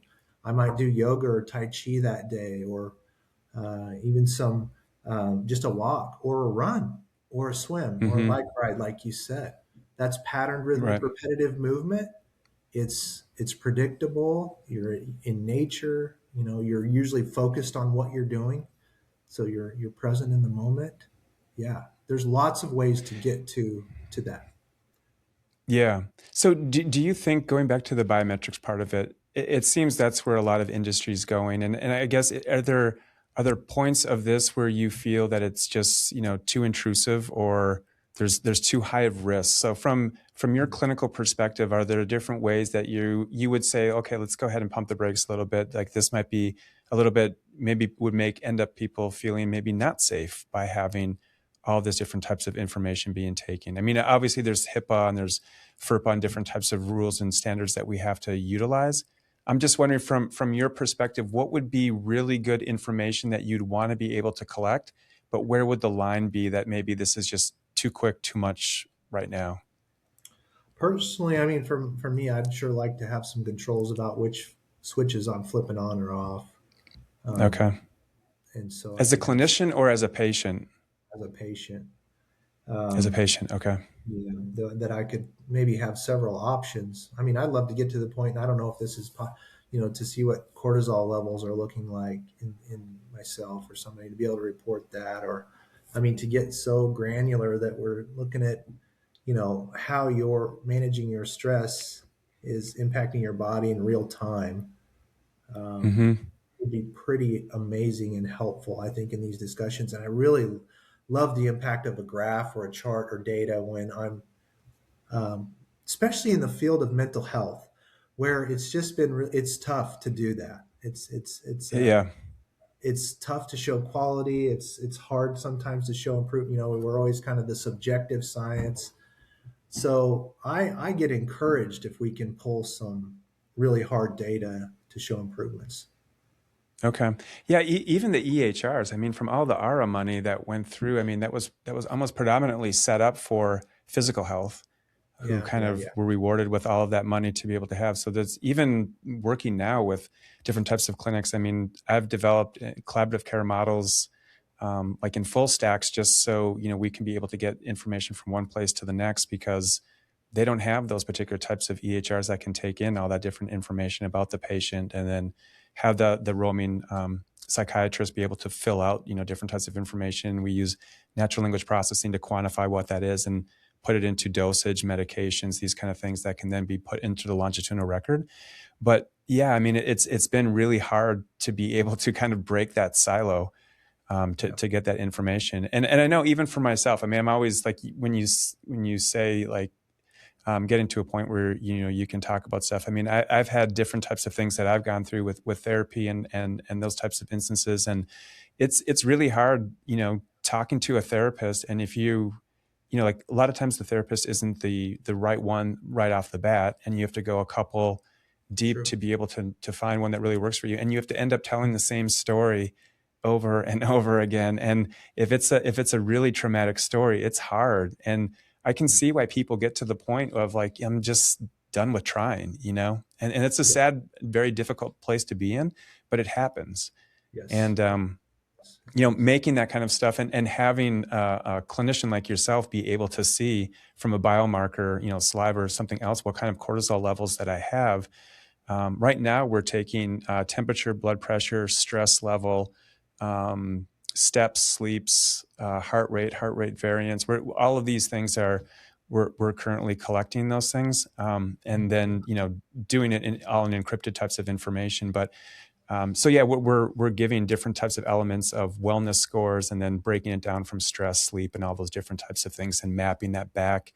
And so one of the things that I'm trying to do is kind of use things like Power School, which is kind of hard to interface with them, to be able to see how that maps against their absences, their grades, the different types of aspects that they have to be able to, like run through that data with the AI models that we're creating. So That's so great. yeah, I think, yeah. So from the points that you said in terms of the intrusive part of it, and you as a patient would want to be able to know what switches. Is there still anything from a clinician's standpoint that would be, I guess, in terms of the summarizing the information? I'm not saying for any of the projects that I'm working on, but just in general, what would it be? Because you can't have something that, like a watch with doing a sensor. You can't have that streaming constantly. Like there's no value to you as a clinician to see all that information. Right. So what would be the most beneficial thing in just your single point of view that you would want to see from an individual? So would it be like, if you wanted to click on a day tab, a week tab, a month tab, and a year tab to see how the person was, whether it's cortisol levels or different types of things that they'd have with heart rate variance or temperature, those kind of things? Would it be to basically your specifications, what you were looking at, but it could be very easily addressed in terms of what it would be? I think Apple has probably one of the most successful companies at making things just so simplified. Not their overall logins. I think that's the Yeah. worst part about Apple. but for their Apple ID, but really for like the iPhone of being able to understand what it's really looking at without having to say, oh, okay, Brad, do you want read, write, and execute privileges to go to Guy, for example, right? It's too much, it's too hard. So they can simplify things. What would be kind of the utopia for you in terms of how you would want to see something? I'm just Yeah. curious. I'd also like to be able to put something on that timeline about interventions. So we started an Mm-hmm. intervention last week. There needs to be a marker on there. Um, Yep. Okay. as here's how when we started the plan, and these are the things we had on the plan at that time. We made an adjustment here. Does that correlate with any kind of change in any of this? I do like the Mm-hmm. dashboard idea where you could look at multiple markers or maybe some kind of summary, but be able to drill down into, maybe we set some parameters of, you know, low, medium, high for this Yeah. person. But I think there's a lot of value in that. And then I also think if we get to the point where I can input their plan or they can input their plan for each of their skills and plug in when they implemented a skill, or if has the ability to push out reminders, I see it more of a coaching supportive tool too. So it can have Okay. some, if it can kick back some suggestions like, hey, last week you had this same profile, you went for a run and you got great results from that. You had a really good night's sleep, and your anxiety was lower. Here's a couple of parks nearby, or here's, the weather looks nice outside. You don't Yeah, have that's what. Mm-hmm. Yeah, I've often wondered at that with children with gaming. Like if you're gaming for 45 minutes, that it comes up and says, "Hey, it's 78 mm-hmm. degrees. You love playing football. Go throw the football around in the park with somebody else, or those kind of things." Yeah, I do feel like that's a really big thing. So from the human in the loop standpoint, getting back to some of the things that that we're doing is being able to use like large language models and different types of models to be able to come up with what would be the care management plan for this individual, and then giving that to a physician or a psychologist, and basically having them either green light it as is or make whatever changes that they want and then green light it before it goes out. Is that something that would be that you'd be interested in terms of that would help with efficiency? I guess it would matter as if what we've proposed as being green lit is actually what comes into yours, but it would be a reinforcement model. So whatever you changes you make would be reinforced as it goes through, and it would only learn from whatever changes that you're actually placing on it. So, I think the basic framework I'd be fine with, but the mhm. plans that I'm talking about would be individually, collaboratively built with the patient. So Okay. inside of these parameters, we need to make some individualized selections. And Oh, okay. Yeah. I guess from where I'm starting on this, and maybe this is a little bit out of context then, is more with like discharge instructions. So these would be if somebody was inpatient and they got yeah, discharged, these would be the instructions. And then the attending physician would, green light those discharge instructions or maybe change a sure. couple of the things and then have it Yeah, go out. Yeah. yeah, we do And then all that that all. ties into the individual's personal health record, which is on their phone.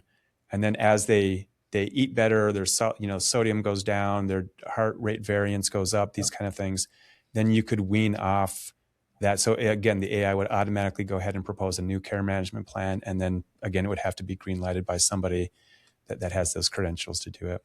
Just some of the yeah, things that we're working on. Yeah. yeah. That's Mm-hmm. really exciting. Yeah, I love that.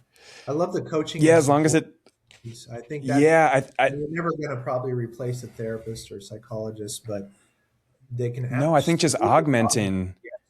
as a Yeah, tool. that's Yeah, that's yeah, that's entirely what I'm focused on is the augmentation of it. There's no model that can be able to have that instinct that especially with different types of customized aspects for it. So I don't even consider the replacement option. It's just augmenting the skills of yeah, of the individual and of the clinician. So yeah. yeah. Lots of room there for tools, I think.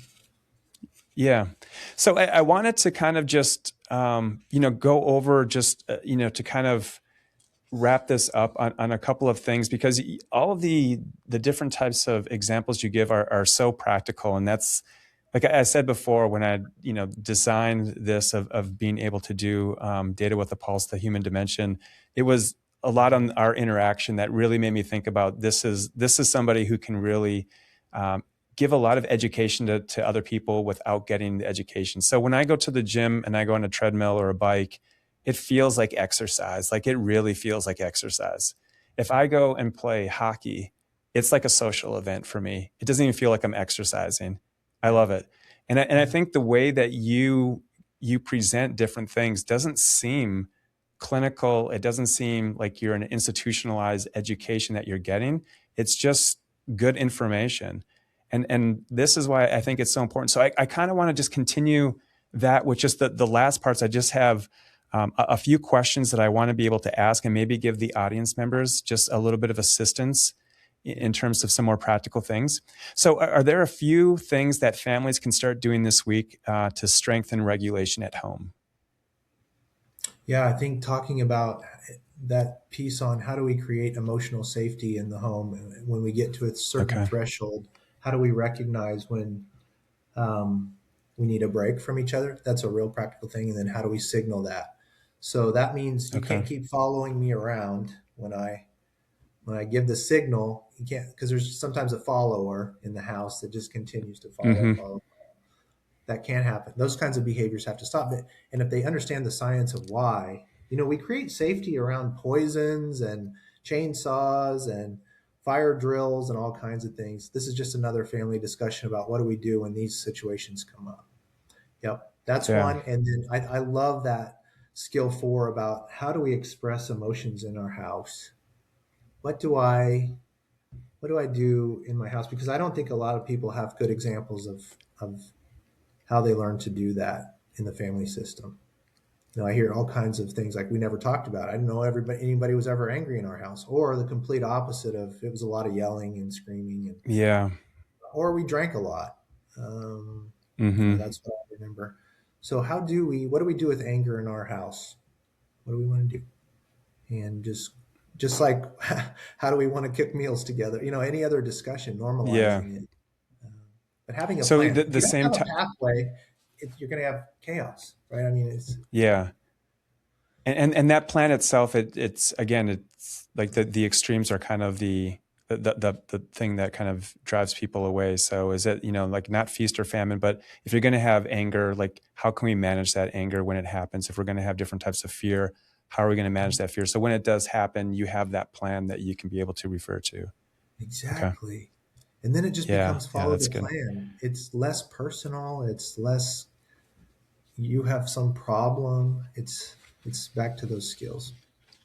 Yeah, I would say a lot of it is like even when you say something like for my kids when they were little, it's kind of like don't run out of the car like that. Like you get almost angry because you're so scared yourself, right? You do, And you it's just do. the want and they like cower from you and they get nervous and those kind of things like they think they did something extremely wrong. So from those kind of things, if you have a plan and be like, like, hold on, wait, and then how you then should react, then you Yeah, can enforce that plan because like you said, you need to practice it like anything, as you mentioned. It's really good advice. It's so easy to forget that advice that, you don't need to practice that, but yeah. we talk Um, about so, so safety drills, like you would do fire drills. yeah, Okay, yeah, let's practice our safe and calm. What are you going to do? It's Saturday morning or Saturday afternoon. It's raining outside. It's a good opportunity to practice 20 minutes. Let's all practice what we were going to do. It's safe and calm if we need it. So, yep. Okay. What are some things adults can start doing this week for themselves to help? yeah, I think like you and I talked, I think there's a lot of people like us out there with a lot on our plates right now. I do a session called Refill Your Cup, but some of us can't even find the dang cup anymore to Mm-hmm. refill. So, um, not seeing not seeing taking time out or taking time for ourselves as a waste of time. I run into that a lot with Mm-hmm. helping people walk away or set their cup down for a minute. I always use that analogy of how heavy this cup is. If I've been holding it out here for 10 minutes or 10 hours or 10 days or 10 weeks, it gets real heavy. If I can set it down, it doesn't disappear. it's still there, but I set it down for 15 minutes and I come back to it. The cup didn't change, but I did. It's a different me that's going to show up to that. So I know you've got Mm-hmm. 14,000 challenges on your plate, but which you do you really want to show up to those is we have control over that. And so Mm-hmm. to not see that time that you went to the gym as a, oh, I could be doing this or I really need to go do that. Um, so pride, I think that thought creeps into our heads sometimes. Even me, and I've been practicing a long time. It's like, really, do I have 10 minutes to do this today? I've got Yeah. 15,000 things I got to get done. And Mm-hmm.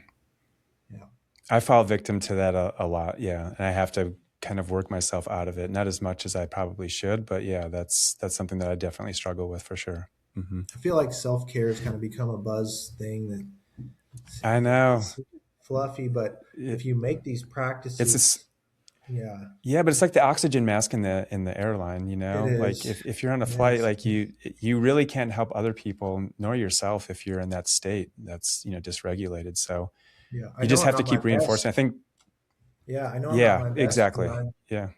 at that level. And most of the problems we deal with at this level, I need all the cortical power that I can muster, you know. So if I'm Yeah. slipping down into that old part of my brain, I'm going to be more reactive. I'm going to be less able to hear somebody else's point of view and listen and my patience is going to be less and all those things we need to Hmm. do to be successful in today's challenges are going to be less.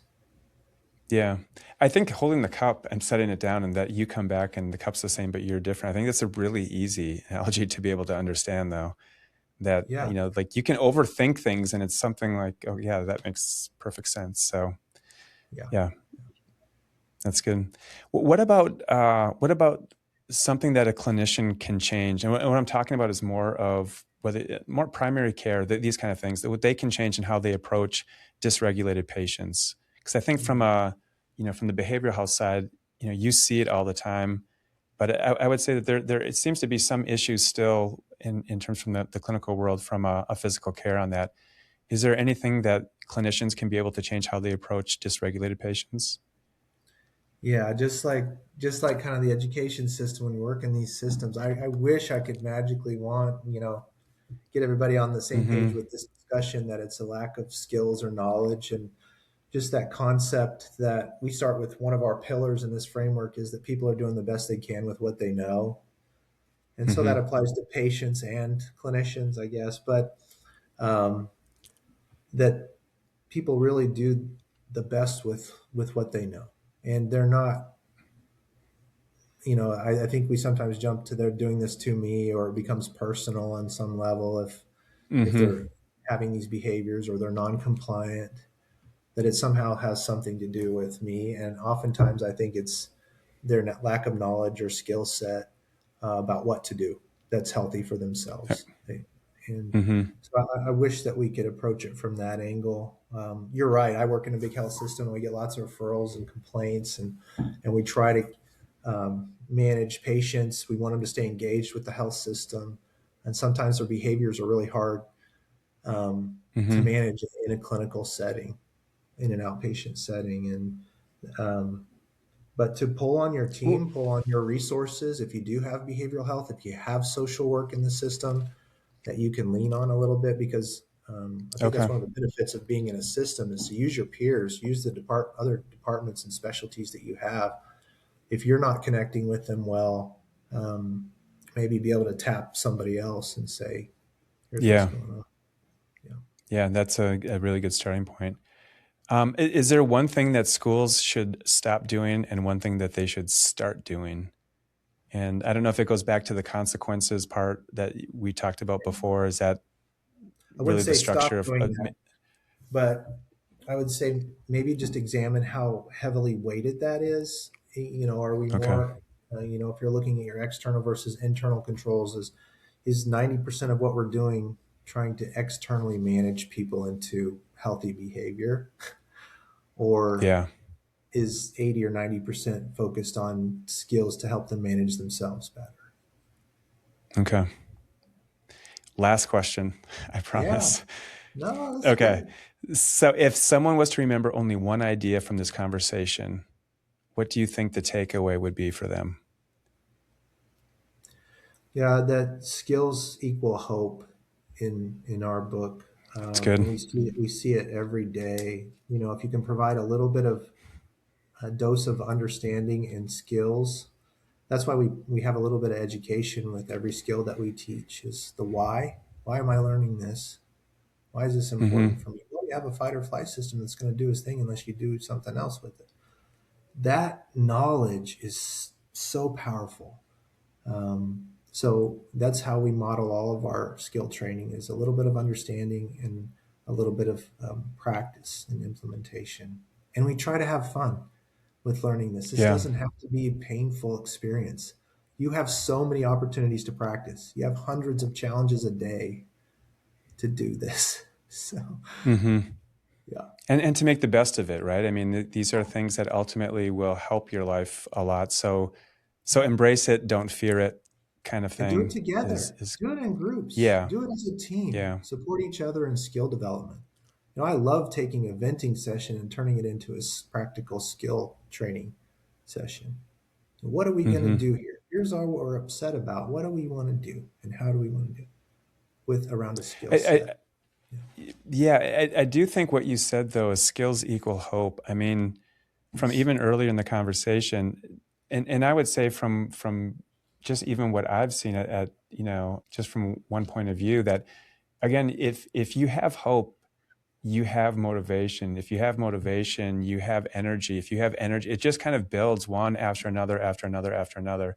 And for all of these individuals, whether they're children or adults, I mean, some of them have had their, people have turned their backs on them just over and over and over again. So, just by getting those skills, I do feel like it's resonates with what you said before, is like you have opportunities, but if you're not in the right place to be able to see what those opportunities are, then you're just going to kind of pass them by, and it's going to be like an exit ramp that you never saw. So if you get the skills, that could then entice you to be able to have that hope, and then again you could build off of that with the motivation, the energy, and all the things. And having those opportunities now start popping up because you just were never in the right condition to be able to see them Yeah. can definitely help change your life, right? Yeah, Yeah. it's a I would beautiful say thing, Brad.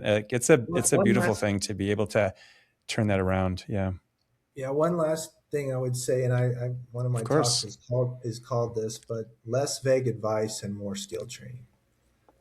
We tend to Hmm. throw a lot of words at people that are struggling with something. And I don't think one more quote or one more hang in there or one more keep your chin up, if that's all we've got for somebody, eesh, there's a lot more we could do. Yeah. And it's not impactful, right? A skill is impactful. Something like hang in there makes the person who says it feel good, but not Yeah, necessarily the person who's receiving it. Yeah. right. So, If you were the coach of a basketball team and that was your advice and they were a terrible playing team and you said, hang in there, keep your chin up. We got another game next week. See you yeah, next time. They're not going to be any better. no. You might get resentment, actually. Exactly. It does. And The- that's another thing I yeah. talk about is that toxic positivity, or just look at the bright side. We have all these cliches. I've got Yeah. five pages of these words that we throw at people who are really suffering. And it's just Yeah. amazing to me. It's like, can't we do any better than that? We sure can. Yeah, we can. Hmm. It's almost like further hurting somebody when they're down. It's like I think people do look for something, and they get to the point where they haven't been able to get anyone to listen to them or see them for what they want, and then they reach out to somebody, and it's like sometimes I feel like it's kind of like the last reach out, like I'm going to try this one more time, and then if it's Yeah. like a hang in there, or keep it up, or I'm sure that things will get better, like that's one that you hear a lot Yeah. of. Don't worry, I'm sure things will get better. It's like Yeah. that Here's that a does good one too. absolutely nothing for. It could be worse. So just look Yeah, it around for could be somebody who's doing a little worse. bit worse than you are, and then you feel a little Yeah. bit. Hmm. Yeah. I don't know what else could motivate me other than it could be Yeah. worse. Yeah, yeah, exactly. Everything happens Well, for a reason. I don't know what it is, but I'm yeah, not going to tell you, but it happens for a reason. Yeah, we have all yeah. kinds I of. think people don't know what to say. They don't. They I, don't. we always tease my dad would have something where I would leave for, like, when I was playing hockey, outside of our local area here, and I would go and go back to living with house parents and stuff. And, like your mom would hug you and tell you that she loves you. And my dad would say, be good. Like, what Be is good. that? Yeah. And so Yeah. many times he would just say, and so sometimes even, now when I see him, and I'm like, oh, are you and mom going to the show? And he's like, yeah. I'm like, okay, be good. And he's like, Okay. okay. Kind of like, I don't know if he doesn't remember it or what, but yeah. So, but yeah, like those are the things I don't know if people know what to say. And then sometimes they're just like, oh, I'll just say this because it's, maybe not going to be super helpful, but at least it's something. So sometimes people have good intentions, but it They doesn't really do. They do. resonate very well. Mm-hmm. They do. Yeah. Yeah. Well, Well, thank this you. is Yeah. extremely powerful for me. I'm sure for the audience too. So many different types of things, and this isn't something that's just like some niche area for children in K through 12. I mean, this is adults. This is at every stage of your life, and all of those things. I can't tell you how deeply I feel important this information is, and I wish I had this information as a kid. I'm sure most people do who didn't have it. And so I just want to thank you so much. And I don't want to give you the cliche thing, but keep fighting the good fight, Brad, Yeah. in terms Yeah. of doing it. Yeah. But I really Yeah. appreciate the work that you're doing at such a high level, very high level of respect for what you do and the way that you change people's lives for the better. And yeah, I think it's like I said it before, I'll say it again. It is an absolute beautiful thing. It's a work of art to be able to have people see something in themselves that they never saw before, and then can be able to motivate and inspire them to do something with their life that they're proud of. And like I said, it doesn't matter what it is. I mean, it's good if it's legal, right? But it Yeah. doesn't matter Right. ultimately what it is. But as long as they're happy with it, Yeah.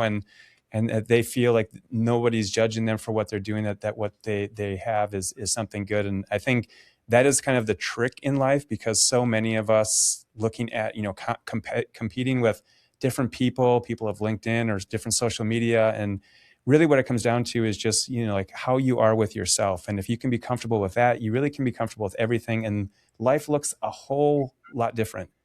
Yeah. and It does. and be able to get Yeah. to that point is really special. And Great. I just, yeah, thank you very much. And it's been a real treat for me to be able to talk with you. So thank you.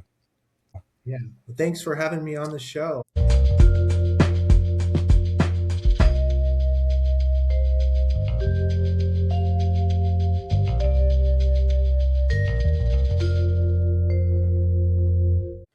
Thanks for listening to episode 3, The Regulation Equation, Mastering the Mind with Brad Chapin.